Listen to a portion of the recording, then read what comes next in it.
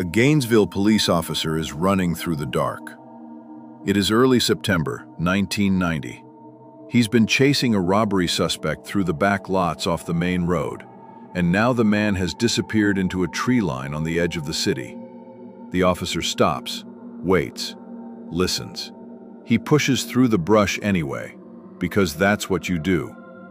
And that is when he finds it. A campsite. A tent half collapsed. Blankets soaked with the night's humidity.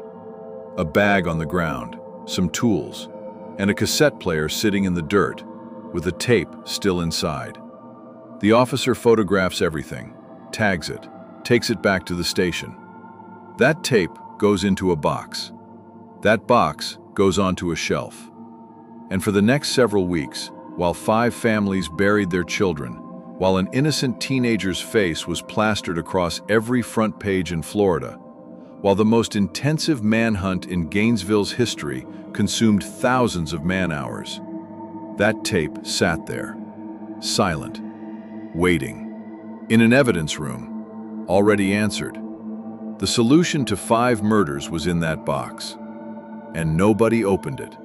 But to understand how that was possible, we need to go back, all the way back, to the August heat, to a city that didn't know what was coming, to the 5 people who should still be alive. Gainesville in August has a certain weight to it. The heat does not lift at night, it only changes. It gets heavier, wetter. The air smells like hot pavement, overripe garbage from the dumpsters behind the campus dining halls, and fresh-cut grass from the university grounds. Under all of that, there is something almost sweet, the smell of a city getting ready to fill up again. Every August, Gainesville changes. The population nearly doubles in a single week. 50,000 students arrive from across the country, from Georgia, Ohio, New York, and California, hauling laundry bags through lobby doors held open, pinning notes to bulletin boards, and figuring out which mailbox is theirs. For most of them, it is the first time they have ever lived away from home. For Sonia Larson, it was supposed to be the beginning of everything. She was 18 years old. She was from Deerfield Beach, about 4 hours to the south. People said she was quiet, but not in a way that felt empty. In a way that felt attentive. She noticed things about you that you had forgotten to mention. She had chosen the University of Florida partly because her older brother had gone there, and partly because Gainesville felt like the right size.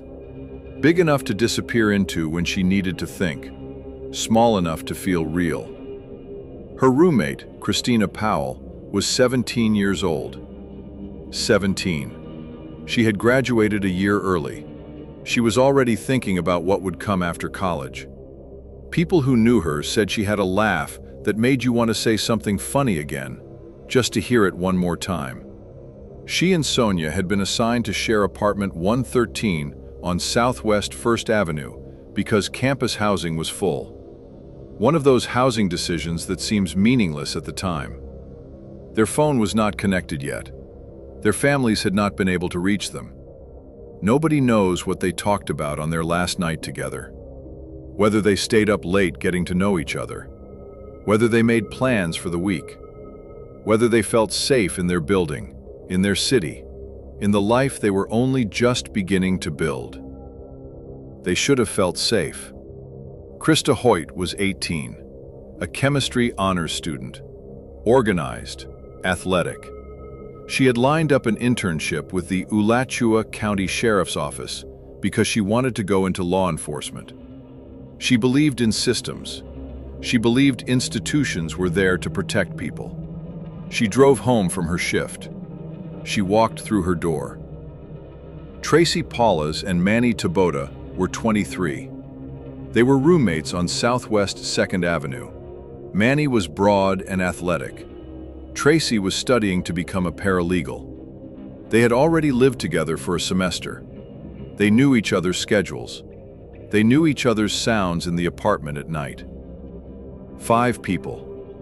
1 week.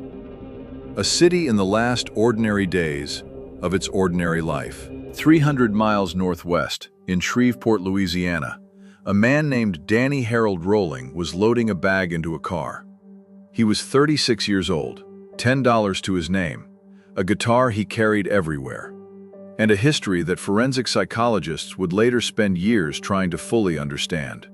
His father was a police officer, James Harold Rolling. He ran his household the same way he ran the street, through authority, through force, through a temper that did not distinguish between suspects and his own children.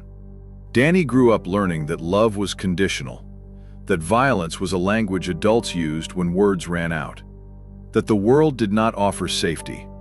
The accumulation inside him, and this is the word the court documents return to again and again, had taken years.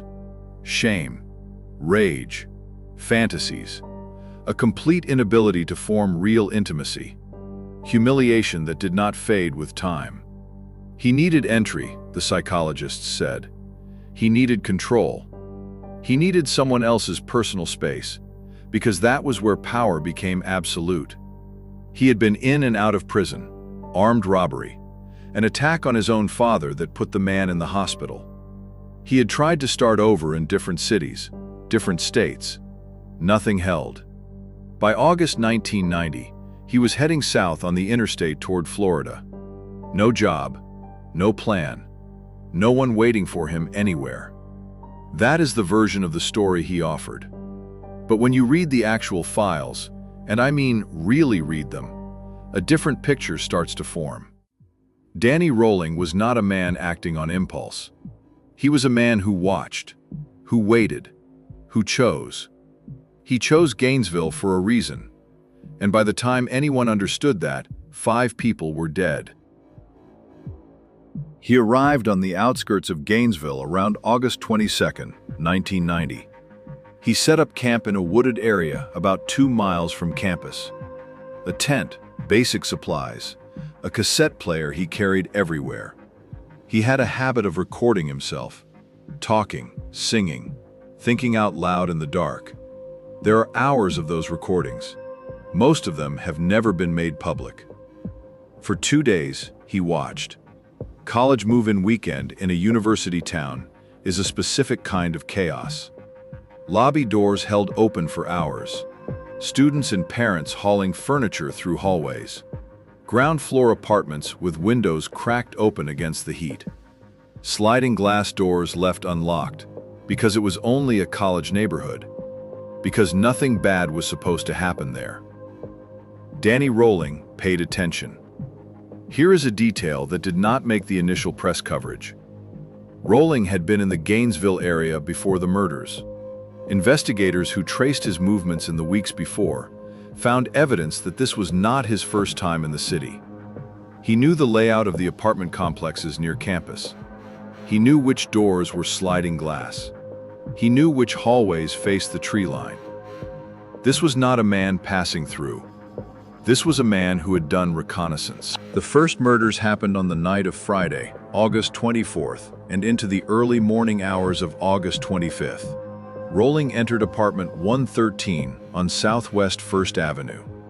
He was carrying a K-bar knife.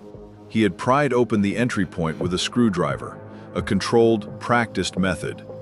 Not the method of someone panicking, the method of someone who had rehearsed this in his mind many times before. He saw Christina Powell asleep downstairs. He made a choice.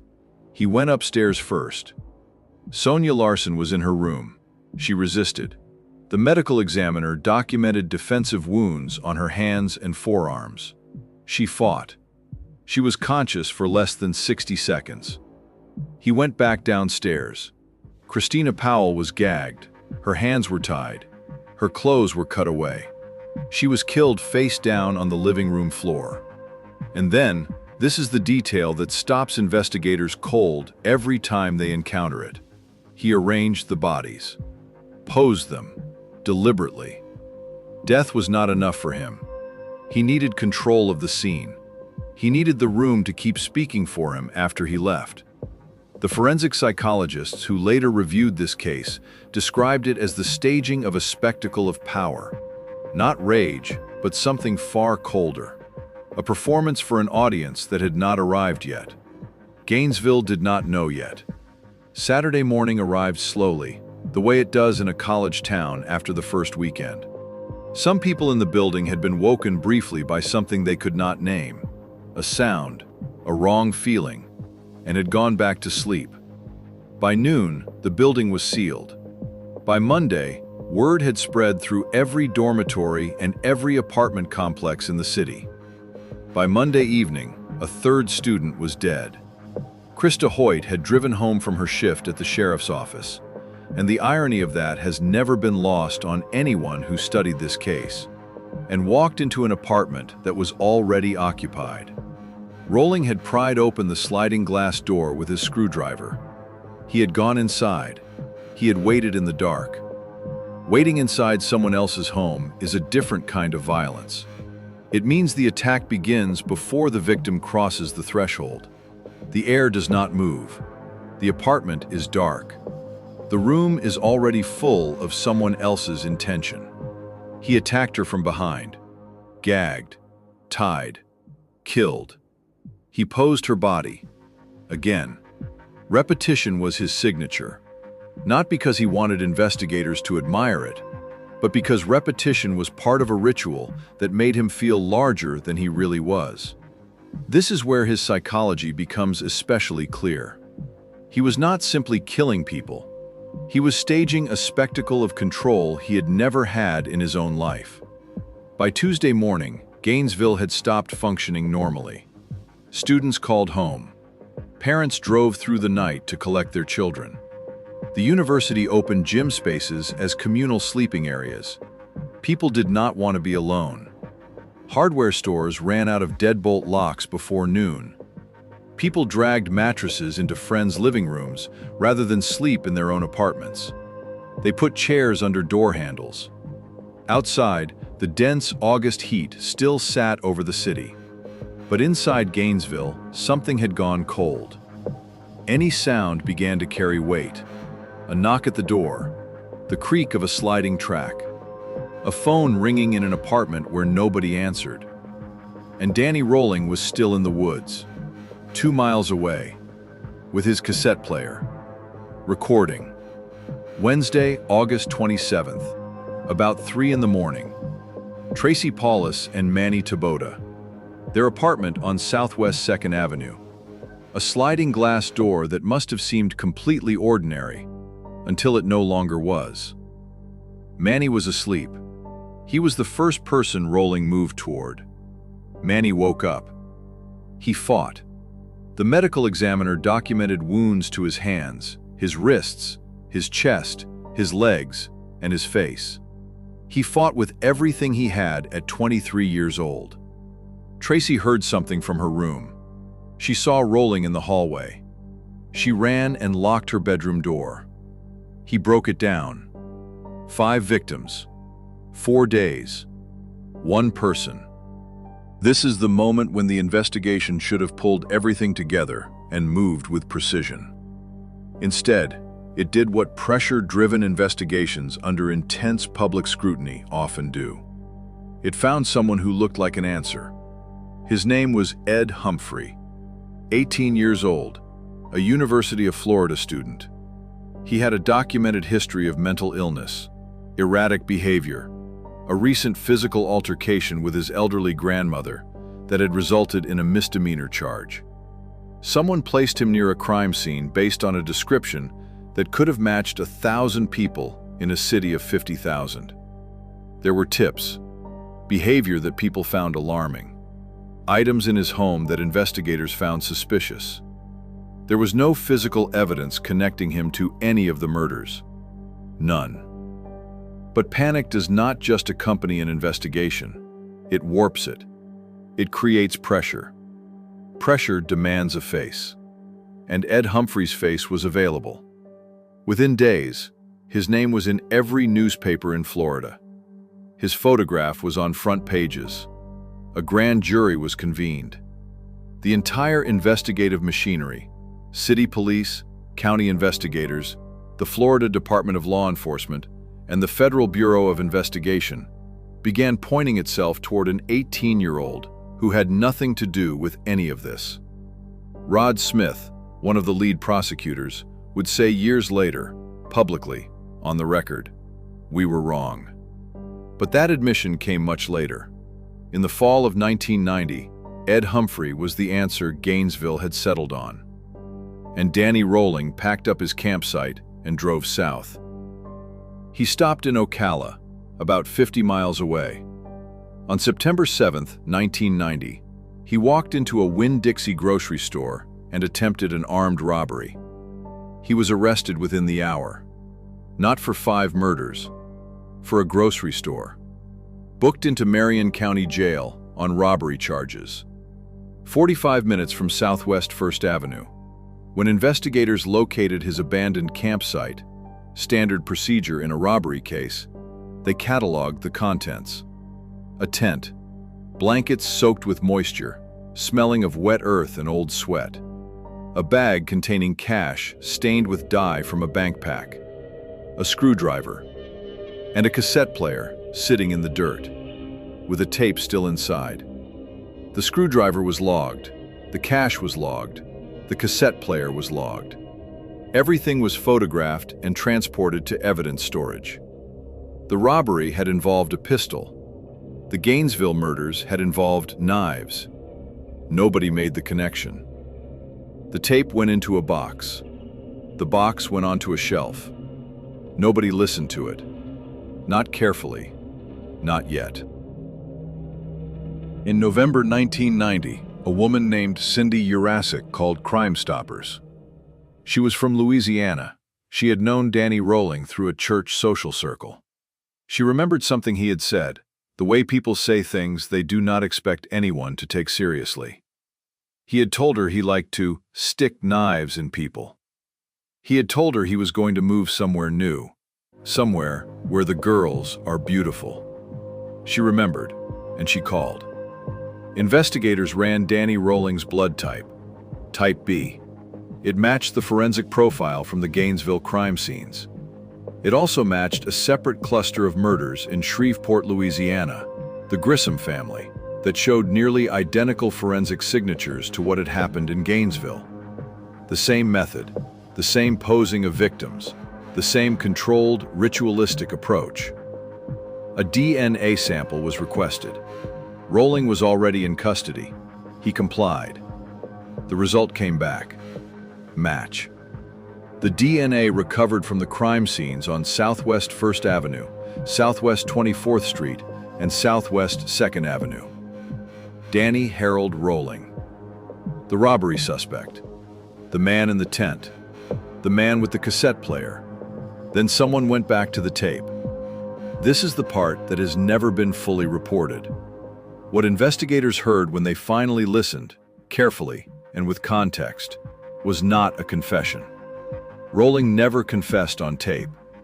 What they heard was a man talking about Gainesville, about specific streets, about apartment buildings near the university campus.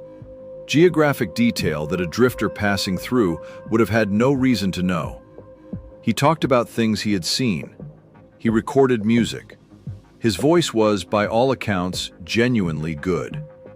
He talked about being more than he was, about wanting people to know his name one day, about a sense of purpose he could not fully articulate. And underneath all of it, underneath the singing and the rambling and the guitar, there was a calm that did not fit a man just passing through a city. The content of those recordings from August 22nd through September 7th, 1990. The geographic detail, the psychological texture, all of it was documented in internal Florida Department of Law Enforcement reports. It was never made fully public. Only the investigators who reviewed that evidence knew exactly what was on that tape. And Danny Rolling, that tape had been in the evidence room from the very first week, sitting there, while families buried their children, while an innocent 18-year-old had his life destroyed in the press, while an entire city tried to remember how to feel safe. It was there the whole time. Danny Rolling was formally charged with all 5 murders in November 1991. He had been sitting in county jail for more than a year. He knew what was coming. He had always known. The trial was scheduled for February 15, 1994. On the very first morning, day one of jury selection, Rolling stood up and entered a guilty plea on all 5 charges. Without warning, without negotiation, without giving the families the process they had waited 3.5 years for. Several of them said later that it felt like one final act of control, from a man who had spent his entire life trying to control things he had no right to control. During sentencing, he apologized. The jury recommended death, 12-0, on each count. He received 5 death sentences. He spent his years on death row writing poetry, recording music, corresponding with women who wrote to him, a phenomenon that psychologists and journalists have studied for years and never fully explained. He created alter egos for himself. He called them Enad and Gemini. He wanted to be understood as something more complicated than what he was. Forensic psychologists dismissed the alter egos as a performance, a dramatic attempt to diffuse responsibility. Danny Rolling was executed on October 25, 2006, at 6:13 p.m. at Florida State Prison. Before his death, he confessed to the Grissom family murders in Shreveport. 3 people killed before Gainesville, with the same method, the same signature. 3 more families who had waited years for an answer. Ed Humphrey was publicly cleared. But being publicly cleared is not the same as getting your life back. For months, he had been the Gainesville Ripper in the mind of an entire state. What that does to a person, to a teenage boy who did nothing, deserves its own reckoning. By Library East on campus, there are 5 trees, a plaque, 5 names, and on 34th Street there is a wall, white letters on a black background, that has been repainted again and again for 35 years. Every time someone paints over it, the names come back, on their own. Sonia Larson was 18. Christina Powell was 17. Krista Hoyt was 18. Tracy Paulus was 23. Manny Taboda was 23. They had been in Gainesville for less than a week. They came there to begin something. That was all they wanted. If this story stayed with you, subscribe and leave a like. It genuinely helps the channel reach people who care about stories told the right way. Rolling pleaded guilty on the very first morning of trial. No warning, no deal, no negotiation. Do you think that was genuine remorse? Or one final attempt to control the narrative and deny the families a public trial? Write below. I want to know where you land on it.